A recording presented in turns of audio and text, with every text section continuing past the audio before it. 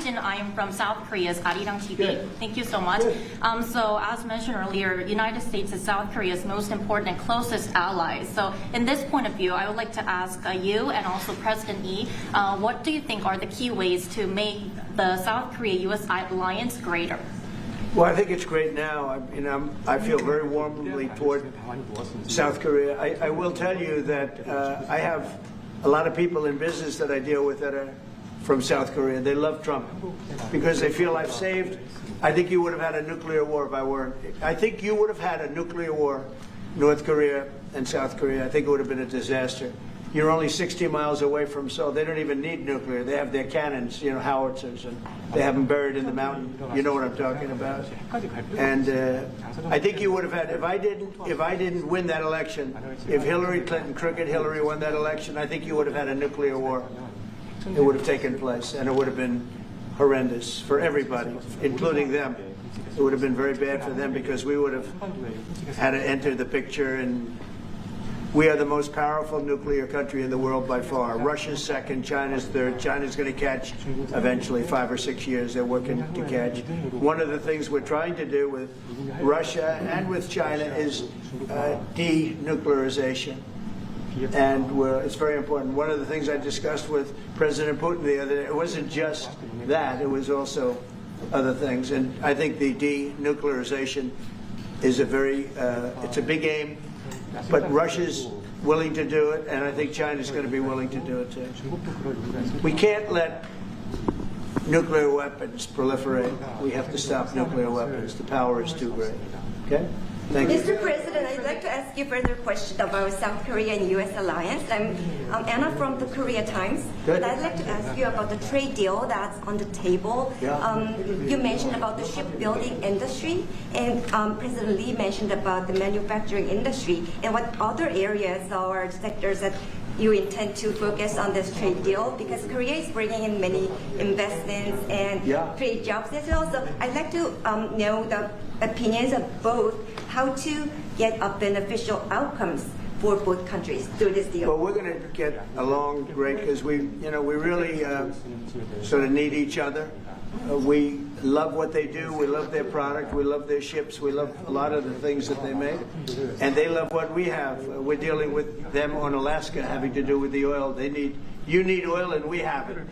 So we have a big advantage in that way. We have more oil and gas and coal and energy than any other country in the world by far. No, for whatever reason, God was very good to us. He gave us the greatest. We didn't use it. We started to use wind. Wind doesn't work. They started to use solar panels that took over the land all over the Midwest, where the farmers said, what happened to my land? They'd have a 10-mile by 10-mile solar field that they couldn't farm, the most valuable farming land in the world, probably the most vibrant in the world. And they put solar plants all over the place. It's ridiculous. Big, massive black fields of solar that all comes out of China, or plastic, all comes out of China. But we have the greatest amount of energy in the world, and we're dealing with South Korea, as you know, in Alaska, and we're going to be making a deal, a joint venture with South Korea. Japan is involved also, very strongly involved. So we have Japan and South Korea, and we're actually the closest. It seems like quite far away, Alaska, but actually it's right up the little ocean, right up the little Pacific Ocean. It's actually pretty close, relatively speaking. But we have more oil and gas and coal than any other nation in the world by far, and we're going to use it. And that's the thing that South Korea, I think, most wants from us, I would think. Would you go back to the DMZ to meet with the North Korean leader? Say it? Would you go back to the DMZ to meet with the North Korean leader? I loved it. Remember when I walked across the line and everyone went crazy? Especially Secret Service, I would say they were going. And I looked into those windows, the windows, the glass, that you could only see if you looked direct, because there was all sorts of stuff. But I looked in and I saw more rifles pointing at me than you could. There were a lot of rifles in that building. The Secret Service was not happy. You know the buildings I'm talking about? The two blue buildings on each side. And I walked up the middle and I looked in the window and I saw more guns in that room than I've ever seen in my life. I looked at the other side and it was the same thing. And yet I felt safe. I felt safe because I have a great relationship with Kim Jong-un.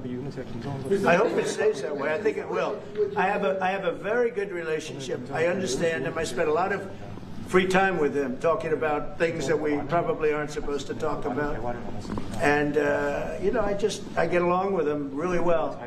I think he has a country of great potential, tremendous potential. Is it possible to meet him this year or maybe next year? Well, I'm meeting a lot of people. I mean, it's hard to say that, but I'd like to meet him this year. President Xi would like me to come to China. It's a very important relationship. As you know, we're taking a lot of money in from China because of the tariffs and the different things, and it's a very important relationship. We're going to get along good with China. I hear so many stories about we're not going to allow their students. We're going to allow their students to come in. We're going to allow. It's very important. 600,000 students. It's very important. But we're going to get along with China. But it's a different relationship that we have now with China. It's a much better relationship economically than it was before. With Biden, boy, what he allowed that, I mean, they just took him to the cleaners. You know the expression? They took him to the cleaners. I'm sure they have an equal expression in South Korea, but they took that guy out for a ride like nobody's ever been ridden before. Terrible. But we have a very strong relationship, Howard, I would say, economically with China now, getting much better. They have to give us magnets. If they don't give us magnets, then we have to charge them 200% tariff or something, you know. But we're not going to have a problem, I don't think, with that. I think that's perhaps behind us. You know, China intelligently went and they sort of took a monopoly of the world's magnets. And nobody needed magnets until they convinced everybody 20 years ago, let's all do magnets. There were many other ways that the world could have gone. But so it'll take us probably a year to have them. We're heavy into the world of magnets now, only from a national security standpoint. But we have a powerful thing. It's airplane parts. They have many Boeing jets. You know, they had 200 jets that didn't fly.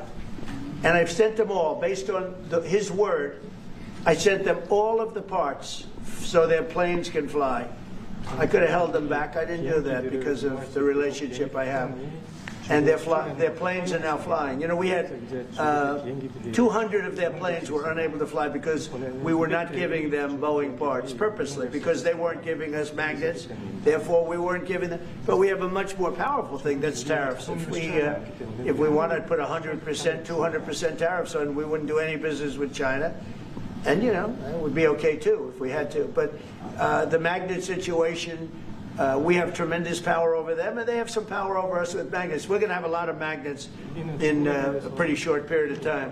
In fact, we'll have so many we won't know what to do with them. But you know the story. It's a very interesting history with magnets. And it really is because presidents, not being business people, they allowed that to happen. And they shouldn't have. But we have much more. I mean, look, in terms of playing the cards, we have much bigger and better cards than they do. But with that being said, I think we have a great relationship. I spoke to President Xi fairly recently, and at some point, probably during this year or shortly thereafter, we'll go to China. And I think we're going to see a magnificent sight. It's a great country. On the national guard, you and President Lee actually are planning to go to China. You mentioned either this year or next year. Could you please share more details about your plans going to China, and also President Lee? Well, maybe we'll go together. Do you want to go together? We can share a plane. We'll save energy. We'll save a little, the ozone layer. Remember President Obama used to talk about the ozone layer, and then he'd fly to Hawaii to play around the golf in the 747. Mr. President, would you accept the invitation, Mr. Lee? 중국에서 만약 가게 되면 I was sort of meant jokingly, but if you want, you can. 대통령하고 같이 가면 좋겠습니다. I would like to go together with President. Do I accept? He doesn't accept. If you want to go, I'm going to get special permission. I'm sure you can go. But we're going to have a great relationship with China. I mean, it's happening. You see it. It's happening. 미국과 좋은 관계를 가질 것입니다. 이미 그 They have some cards. We have incredible cards, but I don't want to play those cards. If I played those cards, that would destroy China. I'm not going to play those cards. Mr. President, on the National Guard, you've talked a lot about Democratic-run cities and states. Yeah. Would you also consider sending the National Guard into red states and red cities that are also seeing high crime? Sure, but there aren't that many of them. If you look at the top 25 cities for crime, just about every one of those cities is run by Democrats. And you know, one of the bad things they did, cashless bail, if you look back on time, when they allowed a murderer out that afternoon, you know, he'd kill somebody and then a couple of hours later he's walking the streets again, oftentimes killing again rapidly. Cashless bail is a disaster. You saw we had a news conference today on that. We're wiping it out in D.C., immediately wiping it out. It started in New York, I must tell you, and it's been a horrible thing for crime, especially violent crime. So we're going to end cashless bail, yes. Thank you. When will you deploy to Chicago, and how long are you keeping troops here in Washington, D.C.? Discussion. I really want to be appreciated. You know, when we go into a city and wipe out the crime, so D.C., it sounds so horrible. I'm embarrassed to say it in front of you because they don't have anything like this. Washington, D.C., sir, has not had a murder in 11 days. Now, he's saying that's a horrible thing to hear because they don't have murders for ever. But Washington, D.C., if you go back and check, it's been many years since we went a week without having a murder. Now we haven't had, and I would say that Washington, D.C. right now is much safer than Seoul. You know why? Because we have a friendly neighbor. We have more friendly neighbors. You have a different kind of problem. We all have different problems. But Washington, D.C. is a very safe city right now. People are going out to dinner. Restaurants are opening. Restaurants that were going to close are now going to stay open. Friends of mine are going out to dinner all the time. They didn't go out to dinner for 4 years. It went rampant during the Biden years. Just rampant. That's why Susie is very close to the mayor and has a lot of respect for her, but I view it maybe a little differently because the mayor would say that it's gotten better. For 30 years it's gotten better. No, it's gotten worse. And the worst day of all was when we just got to office for the second time, and it's in very bad shape. So the mayor shouldn't be saying that violent crime has been getting better. It's been getting much worse. And the day I took office, it was the worst.